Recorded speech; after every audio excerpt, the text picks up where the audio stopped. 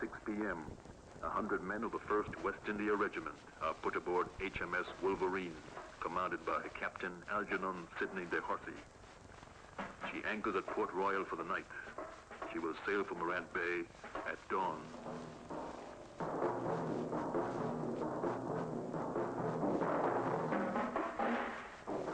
Meanwhile, in Morant Bay, events are moving fast. That same day, Wednesday, October 11th, the volunteer companies requested by the Baron wait outside the courthouse while the vestry holds its regular meeting.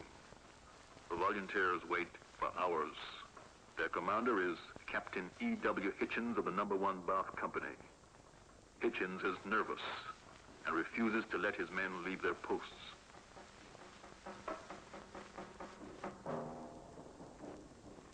Four or 5 miles away, the Vogels have begun their historic march on Morant Bay.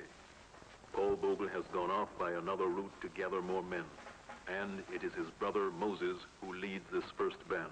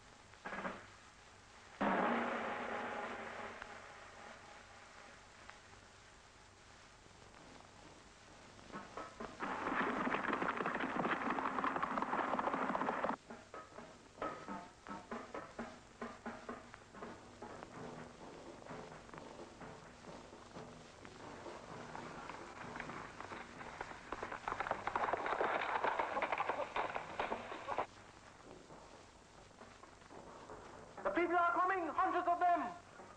Captain, the people are coming!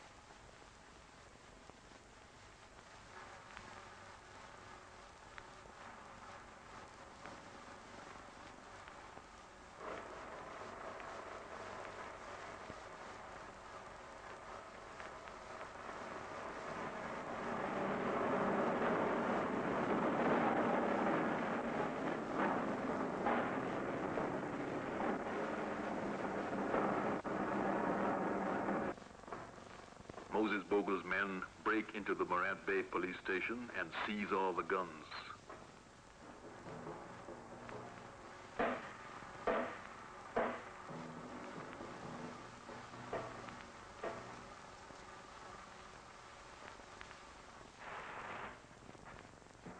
They find no ammunition, and most of the guns are old and useless.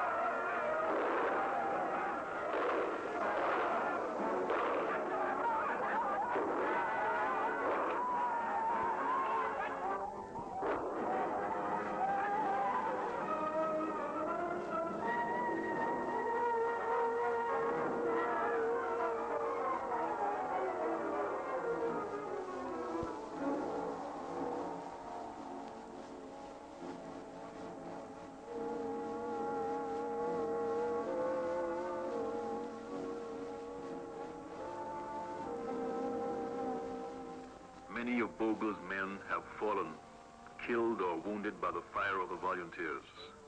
Indeed, at this point, Bogle's force has received the greater number of casualties. Paul Bogle now enters Morant Bay with the men he has collected. He is distressed by the news that so many of his followers have been killed or wounded.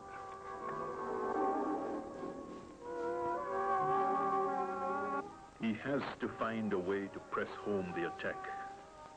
Get me some fire, he yells. Get fire for Deacon Bogle. Fire is found, and at about 5:30, a man climbs onto the roof of a schoolhouse which stands close by the courthouse.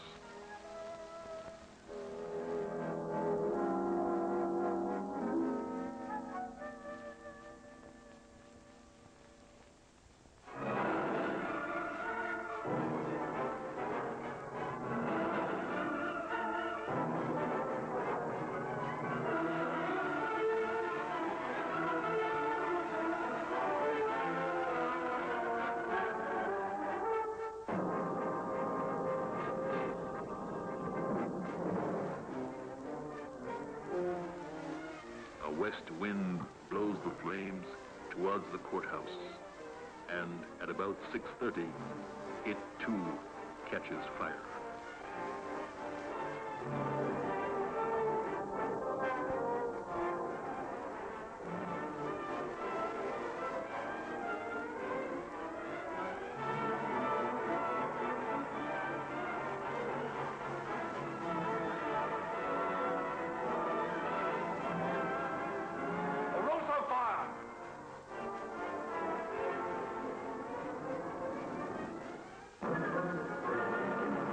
Finally, at about 9:30, when they can no longer stand the heat and the flames, Baron Kettleholt and his men come running out.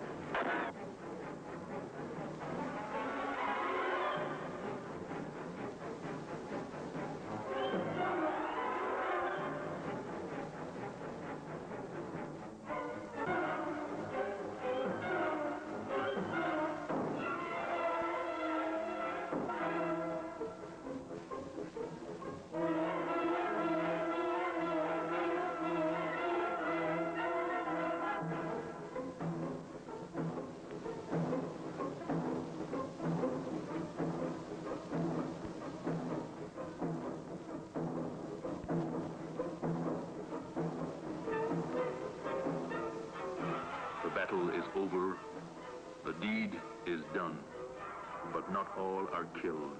Some get away, some are set free.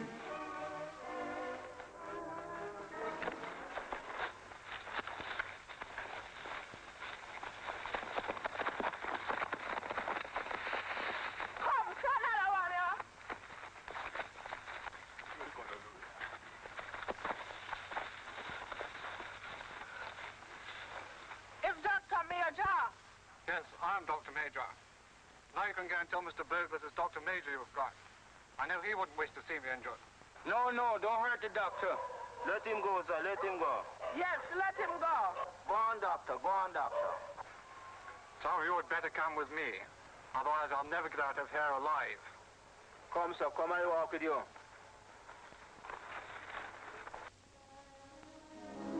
Paul Bogle gathers his people and goes home to Stony Gut and holds a prayer meeting in his chapel.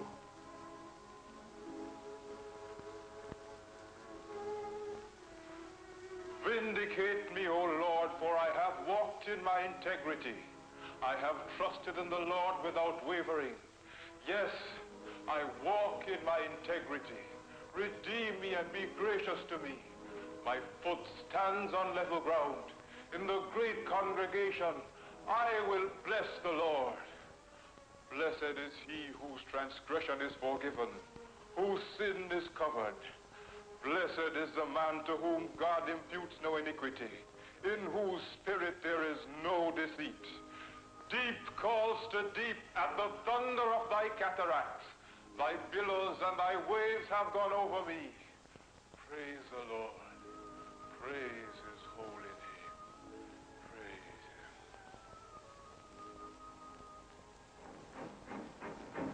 him. Some of Bogle's men now begin a pillaging march up the Plantain Garden River Valley. They are joined by many of the people belonging to the areas through which they pass. Meanwhile, on the morning of Thursday, October 12th, at 10 o'clock, HMS Wolverine arrives at Morant Bay, and men of the 1st West India Regiment, commanded by Captain William James Ross, are put ashore.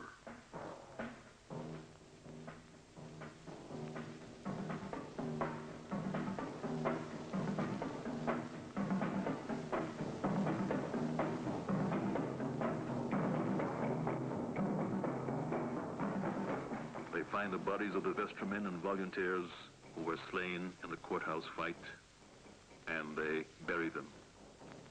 That same morning, the news of the revolt reaches Governor Eyre. He races from Flamstead to Kingston and orders more troops into St. Thomas.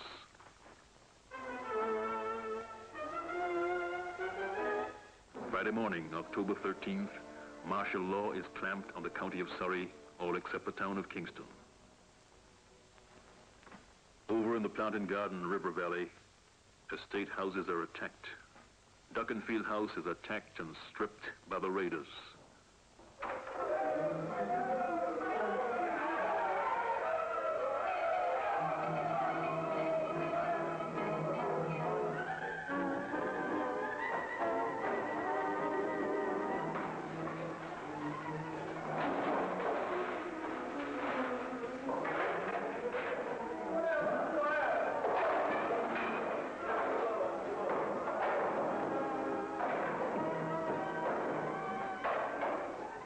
Amity Hall is burnt, and its hated attorney is killed.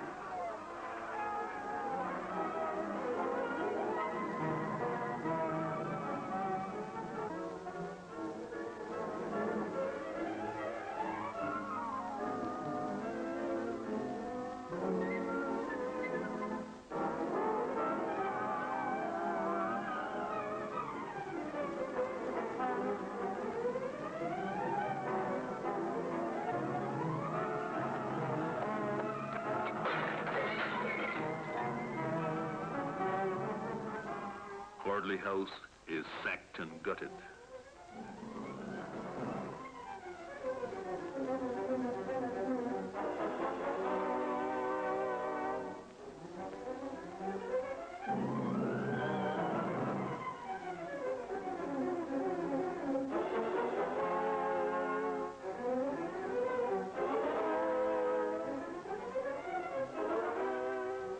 Plunder is the order of the day on this mad, hilarious outing.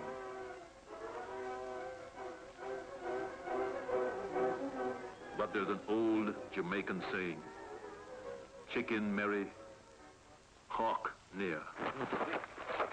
Governor Eyre's war dogs are loose.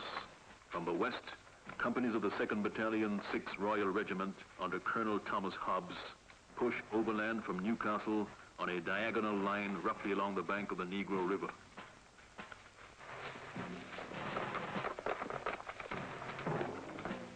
From the south, detachments of the 1st West India Regiment under Captain Henry Luke head east to Port Morant and then north to Bath. Sailors and Marines under Lieutenant Oxley drive inland towards Easington.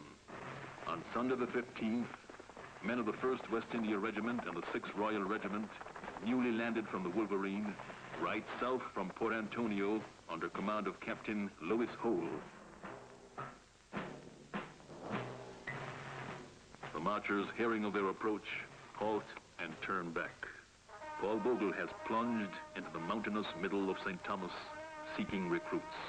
He goes from Coley to Mount Lebanus to Monklands and back again to Lebanus, with Hobbs and the 6 Royals hot on his heels. Hobbs has been joined by Major General Charles Forbes Jackson, an old retired Army officer. who was determined to have a last fling at fame and glory on this campaign.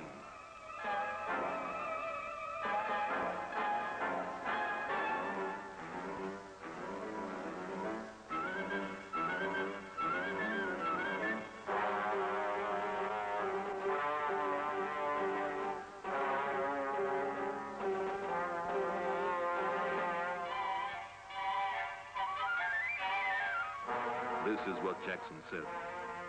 We went toward Monkland. I was the first. I went on half a mile ahead. I could not contain myself to tell you the truth. I am a cavalry officer, you know.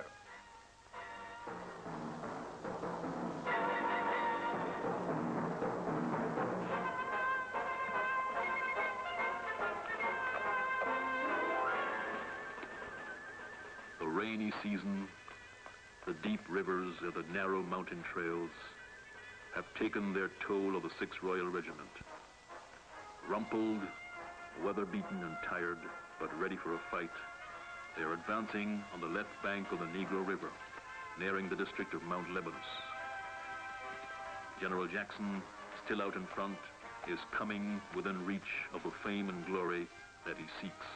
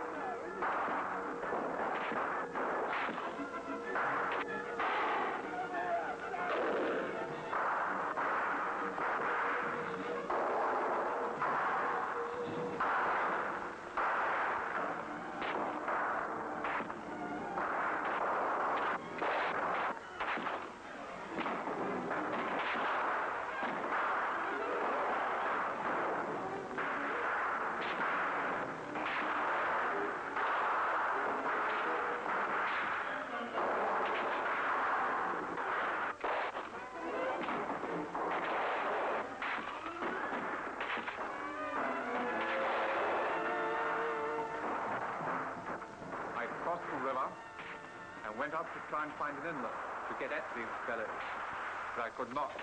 The penguin fences were overhead.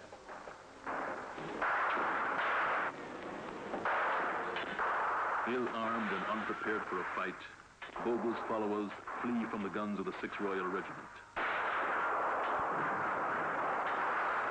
While Jackson tries to find a way through the wall of Pingwing, Bogle, determined to come to grips with his pursuers, tries to stop his fleeing men and get them to fight.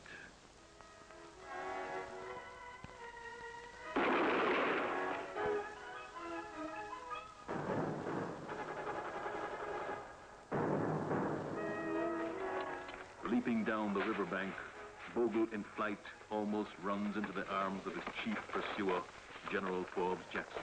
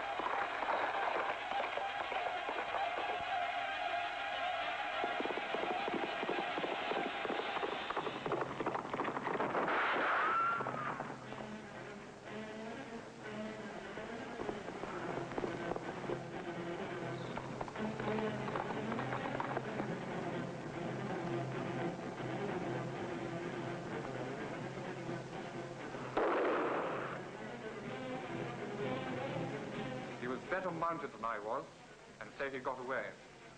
General Forbes Jackson misses his moment of glory. Deacon Paul Bogle gets clean away.